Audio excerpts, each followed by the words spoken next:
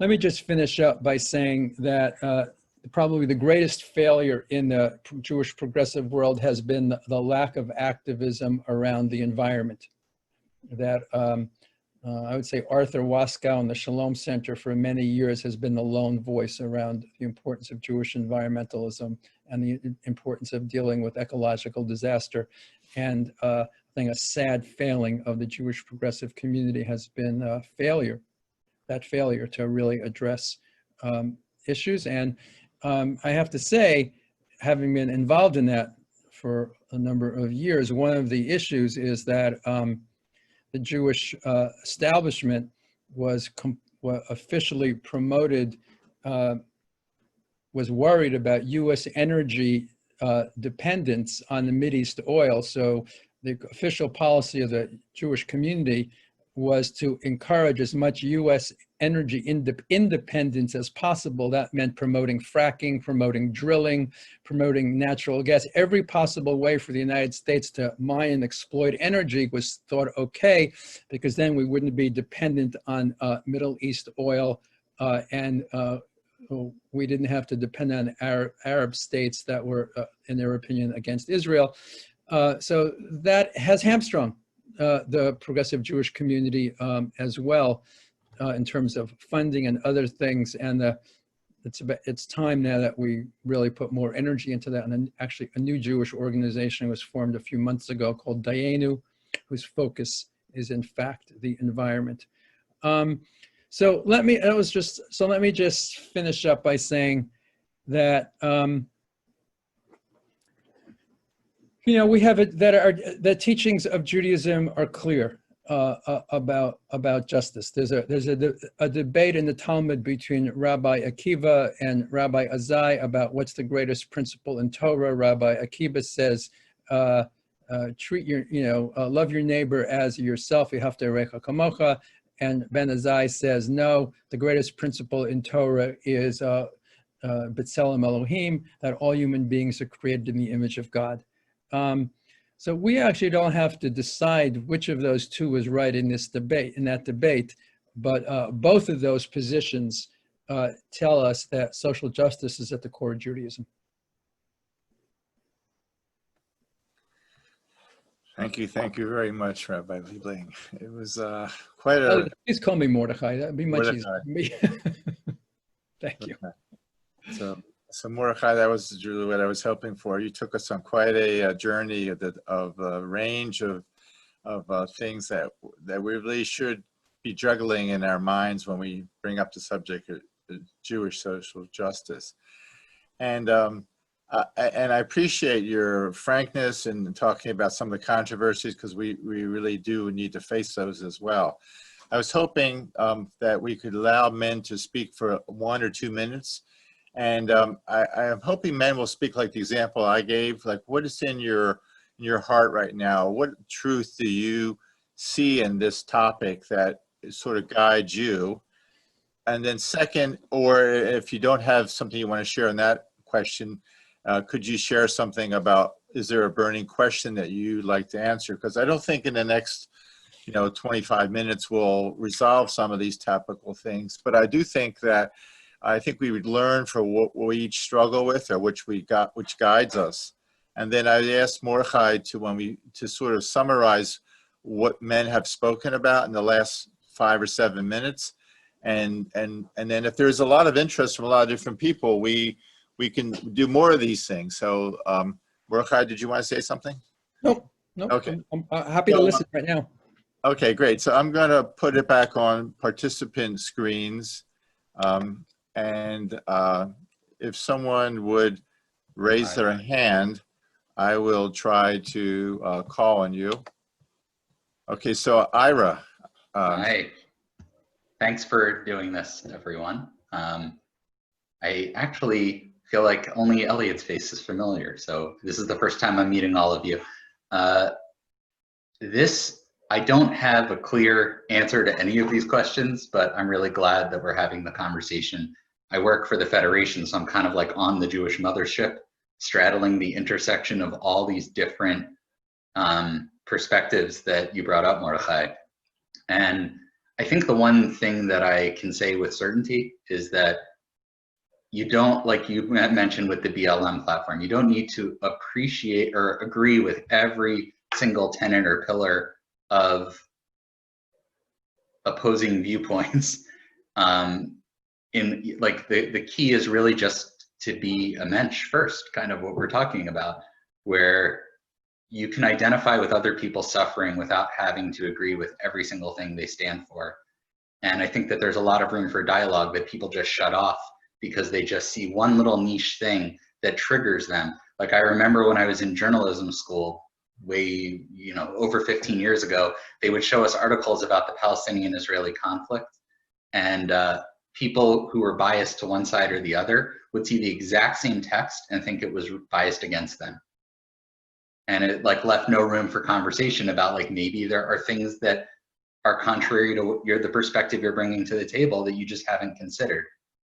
So I think this is going to be a lot of work over a long period of time, and I'm glad we're doing it.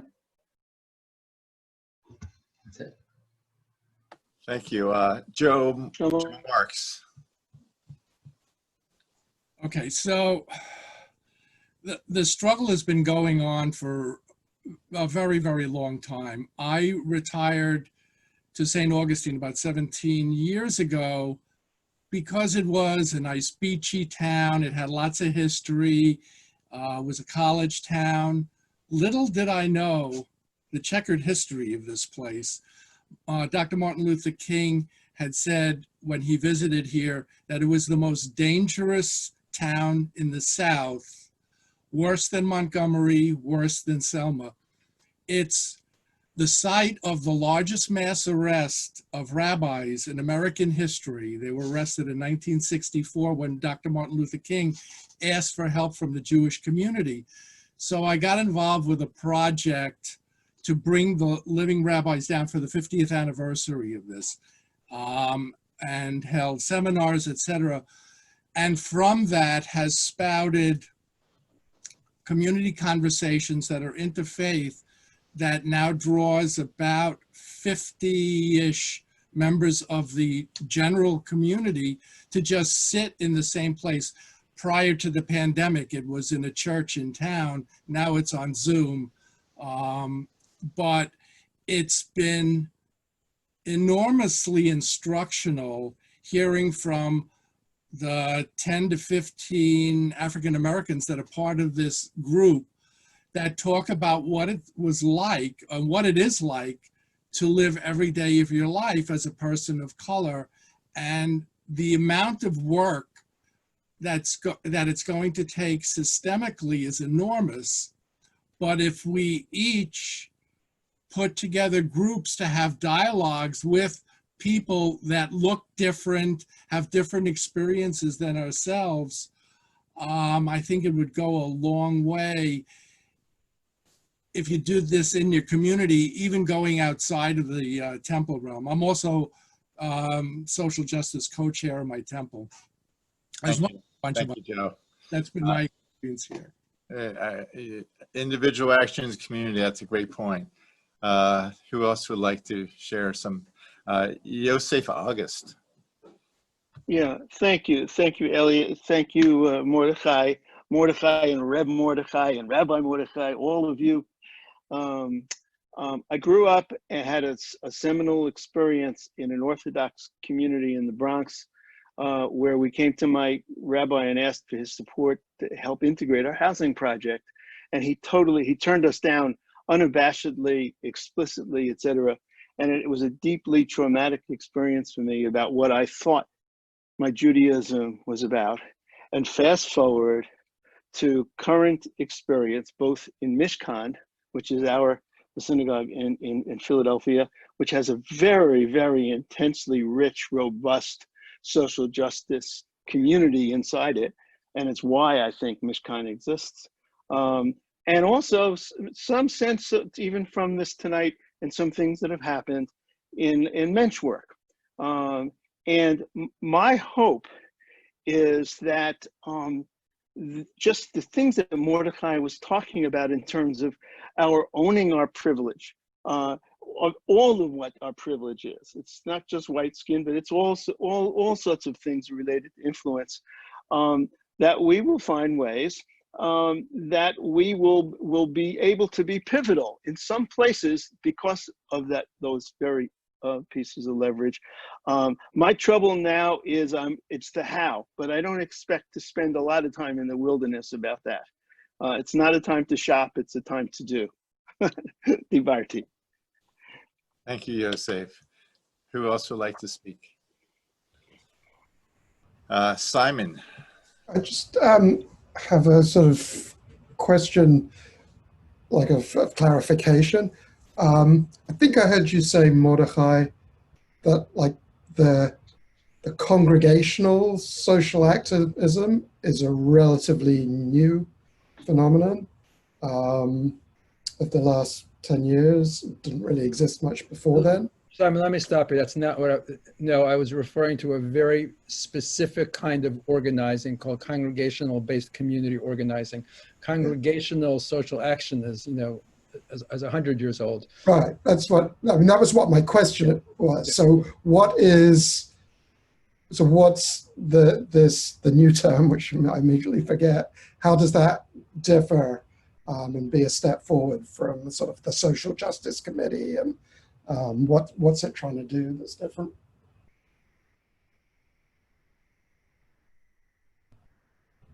So it was really a question about that. I guess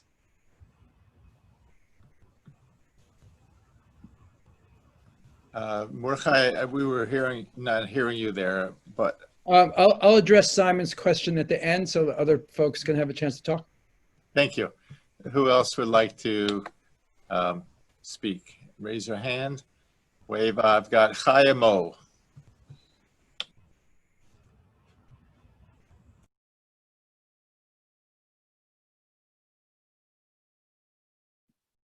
It's on mute. I had the pleasure of meeting you a long time ago, Rabbi Liebling, when I visited RRC. I am a rabbinical student at another school, and this year's retreat is going to be on racial justice. And there is a great divide among the student body around words such as privilege, white, person of color, I myself will say that, and I live in downtown Brooklyn, between literally like on the block next to the pedestrian path of the Brooklyn Bridge and 1 block over from the pedestrian path of the Manhattan Bridge and the Brooklyn courthouses. I saw firsthand all these marches and the police and the whatever. My question is, we are here as Jews, and Jews are traditionally very socially action-oriented. If it were the Jews being victimized, and we've had this throughout history, why is it that so few people stand up for us or even mention it? Because it's turned a problem now that many people in the school are saying, well, really, why should I care? Why they wouldn't stand up for me, so why should I be so involved? And there's definitely a divide. It's mostly generational. So I'd like to address that. Thanks. That's a good question. I think it takes a whole weekend to do that. But I'll turn that over to Mordechai at the end to see, as a rabbinic teacher, to answer that question. But